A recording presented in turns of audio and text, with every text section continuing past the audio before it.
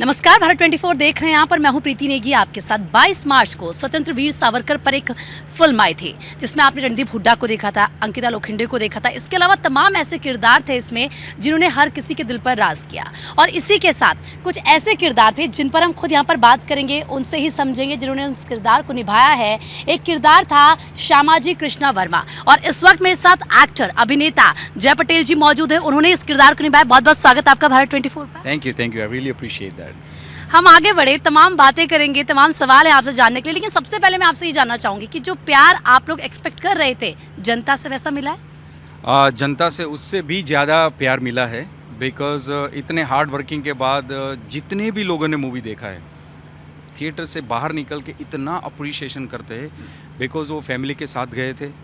Second thing is कि इसमें इतना सारा इंफॉर्मेटिव है और एजुकेटेड मूवी है कि इसमें से तुम्हें बहुत सारी चीज़ें देखने को मिलती है कि हमें कैसे आज़ादी मिली, कितने कितने हमारे महान कैरेक्टर थे, उन लोगों ने अपनी जान दी, कैसे कैसे उनके ऊपर अंग्रेज़ों ने अत्याचार किए थे। सो हमने थोड़ा पूरा 150 साल का कवर अप किया है 3 घंटे के अंदर। अच्छा, मेरा सवाल ये इसीलिए ऐसा था क्योंकि हम इस मूवी में जब बात करते हैं स्वतंत्रता सेनानी की, और ऐसे स्वतंत्रता सेनानी की जिनको लेकर कंट्रोवर्सी बहुत ज़्यादा है, बहुत ज़्यादा अलग अलग लोगों के तर्क हैं, इसीलिए मैंने आपसे सवाल किया।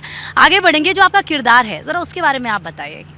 मैं प्ले कर रहा हूँ श्यामजी कृष्ण वर्मा का। तो श्यामजी कृष्ण वर्मा एक बहुत ही जायंट और बहुत ही विजनरी लीडर थे और वो तिलक जी को बहुत मानते थे। और he was the first guy जिन्होंने पहली बार ऑक्सफोर्ड यूनिवर्सिटी में से ग्रेजुएशन किया था। उनका विज़न बस बहुत क्लियर था कि मैं लंदन में इंडिया हाउस के अंदर एक ऐसा हाउस बनाऊंगा जिसके अंदर ऑल इंडियंस वो आर वेरी शार्प। आज के मॉडर्न ज़माने में बोला जाए तो जैसे आईआईटी के 2 लड़के हैं, टॉप ऑफिसर्स आईएएस ऑफिसर्स है, और इसरो के 3-4 लड़के हैं, ऐसे लड़कों को मैं वहाँ रखूँगा, उसको मांझूँगा और उसको सिर्फ एंड सिर्फ इंडियन इंडिपेंडेंस को नेक्स्ट लेवल पे कैसे ले जाना है उसके लिए उसकी पूरी ट्रेनिंग देते थे, पूरी फाइनेंशियल अरेंजमेंट करते थे। और उसी तरह से उनके ये विजनरी के कारण उन्होंने इंडिया हाउस 1905 में लंदन में बनाया था। अच्छा, यानी कि वो जो इंडिया हाउस था लंदन में, उसमें जो भी स्वतंत्रता सेनानी या जो लोग इंडिया से जाते थे वो रहते थे। अच्छा, मैंने ये भी सुना है कि आप तो वो तो कैरेक्टर था, वो रियल लाइफ, लेकिन अगर रियल लाइफ की बात करूँ तो आपकी रियल लाइफ में भी ऐसी है? लंदन में आपका एक घर है जहाँ पर जितने भी इंडिया से लोग जाते हैं वो रुकते हैं, ऐसा है? नहीं, लंदन में नहीं है, पर न्यूयॉर्क में है। अच्छा, न्यूयॉर्क में हो। न्यूयॉर्क में है, और जो क्लोज दोस्त थे मेरे वो आते हैं वहाँ रुकते हैं।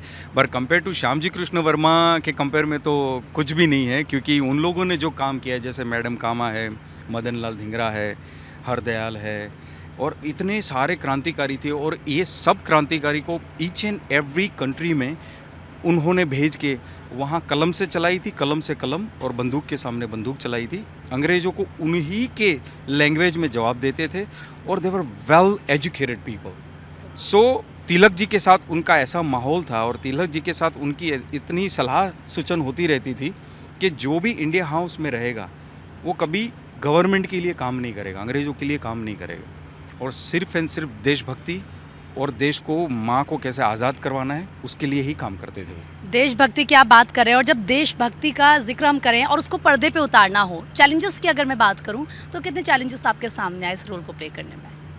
बहुत ही सारी चैलेंजेस आई थी बिकॉज 3-4 घंटा मेरा मेकअप होता था, बिकॉज आई वॉज प्लेइंग 3-4 घंटे?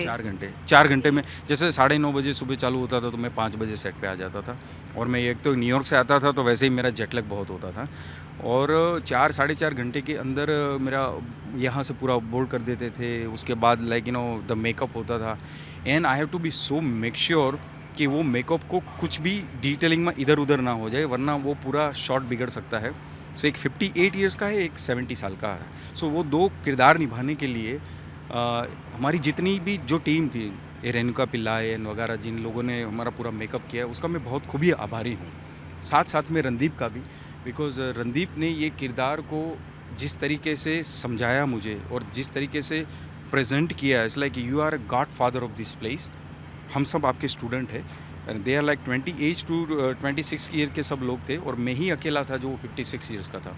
तो पूरी जर्नी उसने दिखाई कि how you have to play it, कैसे करना है, वो सब उसने दिखाया। सो इसमें बहुत सारी दिक्कतें आई थी, पर रणदीप का इतना डेडिकेशन देख के और रणदीप जिस तरीके से काम करता था वो देख के तो हमें लग रहा था कि हमारा तो कोई काम ही नहीं है, he is the one who is doing everything.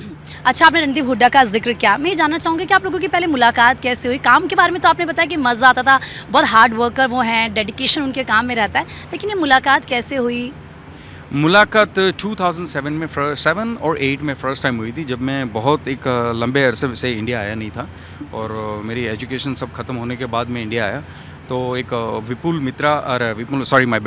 Rahul Mitra and तिमांशु Dhulia जो डायरेक्टर है, वो दोनों गुजरात में एक शूट कर रहे थे और उसी टाइम पे उन्होंने मुझे बुलाया and say like why don't you come down and we gonna have some fun.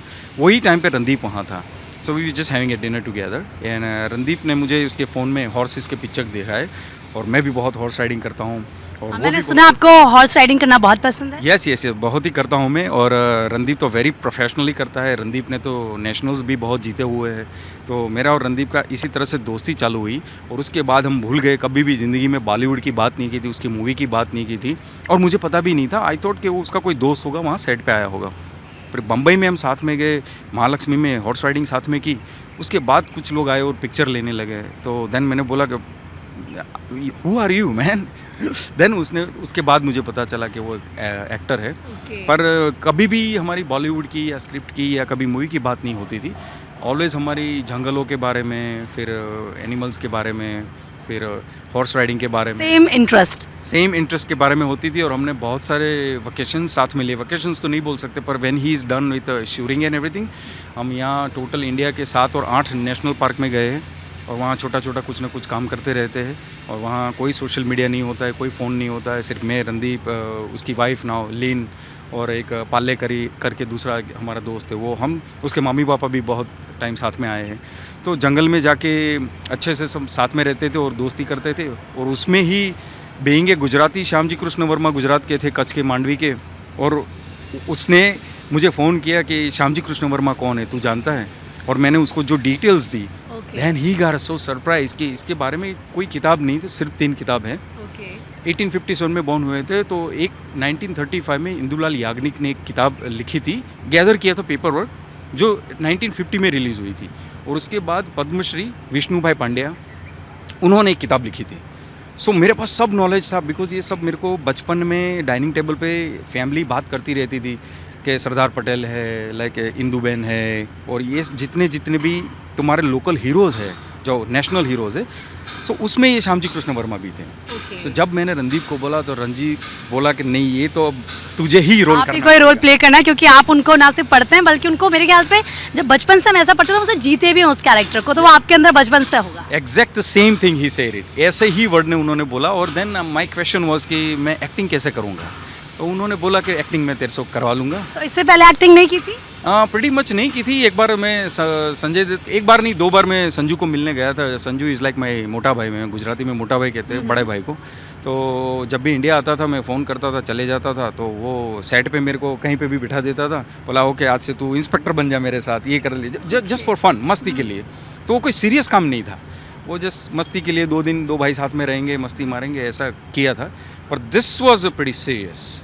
तो जब आपने ये रोल प्ले किया तो उसके बाद संजय दत्त का क्या रिएक्शन था? संजय ने पूरे स्टाफ के साथ मूवी देखा and he told me it's like तू बम्बई आएगा तो I have a very big surprise for you. So I don't know क्या सरप्राइज है, पर उसको अभी वो सरप्राइज मिलना बाकी है। अभी बाकी है, मैं गया ही नहीं उसके बाद।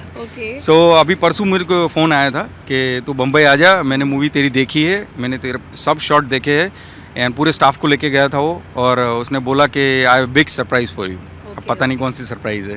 तो मुझे लगता है कि जब आप उनसे मिलेंगे ना तो बहुत बड़ा सरप्राइज आपको मिलने वाला है, क्योंकि वो इम्प्रेस आपसे ज़रूर हुए होंगे। अच्छा, एक और वजह मैं ये जानना चाहूँगी, आप सोशल मीडिया पर क्यों नहीं हैं? क्योंकि मैंने आपको काफ़ी ढूंढने की कोशिश की तो मुझे कुछ मिला नहीं। सोशल मीडिया पे मैं नहीं हूँ, उसके 1 या 2 नहीं पर 50 रीज़न है। बिकॉज हम लोग टेक्नोलॉजी इन्वेस्टमेंट्स बिजनेस में हैं यूएस में, और मुझे ऐसा लगता है कि सोशल मीडिया के जितने फ़ायदे हैं उतने गैरफायदे भी हैं।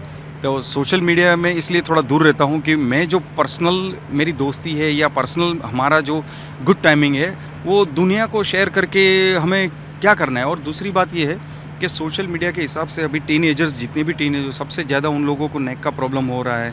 बहुत सारे लोग धरती से जुड़े हुए नहीं हैं, वो लोग नहीं तो पेड़ पौधा लगाते हैं या ऐसा कोई काम ही नहीं करते हैं जिससे वो ग्राउंड से जुड़ते रहते हैं। सुबह से शाम तक सिर्फ उसके अंदर ही रहते हैं और उसमें कोई ऐसी कमेंट के हिसाब से वो खुद डिप्रेशन में चले जाते हैं। तो ये सोशल मीडिया किस काम का?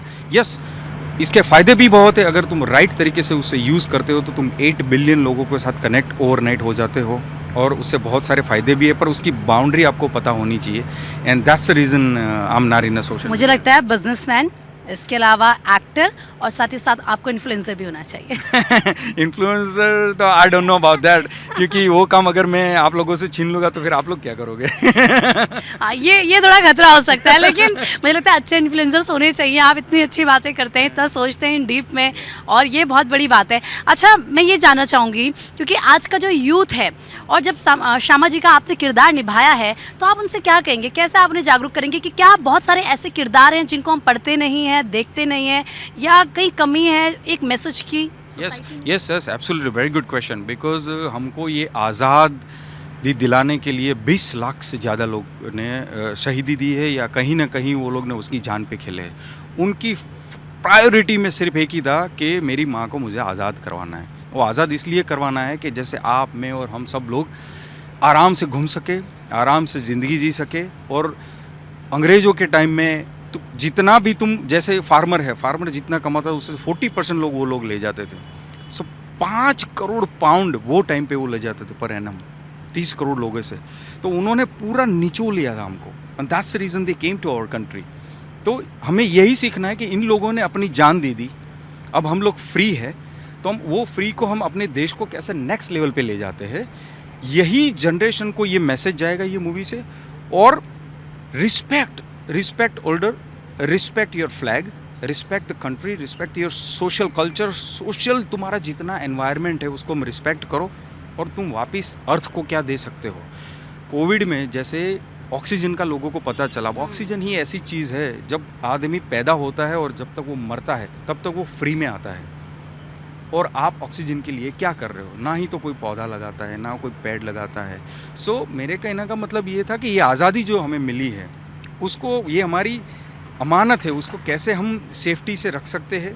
और इन लोगों ने जैसे सशस्त्र क्रांति चलाई थी कि तुम्हारे पास अगर शक्ति और ताकत है तो तुम्हारा एनिमी कभी तुम्हारे सामने नज़र से नज़र नहीं मिलाएगा। सो ये सब इन लोगों ने कर दिया है। जैसे आप सोचो कि यहाँ से लंदन जाने में 6-6 महीना लगता था, अभी तुम 7 घंटे में पहुँच जाते हो। तो रास्ते में लोग कंप्लेन करते हैं, ओ मेरी कॉफ़ी ठंडी नहीं है। अब तुम्हें 30,000 फीट पे अगर कॉफ़ी कोई दे ही रहा है, वही बहुत बड़ी बात है। सो हम छोटी छोटी चीज़ों को बहुत दिल पे ले लेते हैं। तो मैं ऐसा लाइक बड़ा दिल करके आराम से जीना चाहिए और मस्ती से रहना चाहिए, यही मैसेज है। बहुत खूबसूरत बात आपने कही है। तो जय पटेल जिस वक्त हमारे साथ थे, और देखिए कितनी खूबसूरती से उन्होंने इस बात का जिक्र किया है कि छोटी छोटी चीज़ों को दिल पर मत लगाइए, एक बड़ा पर्सपेक्टिव रखिए, बड़े पर्सपेक्टिव से चीज़ों को सोचिए, देखिए, और साथ ही साथ यूथ से ये अपील कि उन कैरेक्टर्स को, उन शख्सियत को पढ़िए जिनके बारे में आपको नहीं पता है, जिन्होंने अपने प्राणों को हंसते हंसते न्यौछावर कर दिया। बहुत बहुत शुक्रिया आपका हमारे साथ जुड़ने के लिए। Thank you very much. और आखिरी में मैं एक चीज़ कहना चाहूँगा कि ये मूवी बनाने के लिए रणदीप ने और रणदीप के पापा ने उसका घर तक बेच दिया है। और ये मूवी उसने पूरे दिलो जान से एज ए फर्स्ट डायरेक्टर किया है। और ये मूवी उन्होंने एजुकेशनल पर्पस से ही ज़्यादा बनाई है कि लोग, यंग जनरेशन इसको देखे और इससे सीखे कि हमारे देशभक्तों ने हमारे लिए क्या क्या किया है, हमें विरासत में क्या क्या दिया है। सो वो रिस्पेक्ट के साथ मैं उसके पूरे फैमिली मेम्बर, उसके फ्रेंड्स और सबको भी मैं खूब थैंक यू बोलना चाहता हूँ थरो दिल से। और रणदीप को थैंक यू बोलना चाहता हूँ कि ऐसा मास्टरपीस आपने इंडिया को दिया है इसलिए। और इसी के साथ हम भी अपने दर्शकों से अपील करेंगे कि आपने स्वतंत्र वीर सावरकर अगर अभी तक नहीं देखी है, क्योंकि वैसे तो रिलीज़ हो चुकी है 22 मार्च को, लेकिन फिर भी आप देखिए, आप समझिए अपने इतिहास को, अपने वीरों को जिन्होंने अपना सब कुछ आपके लिए न्यौछावर कर दिया।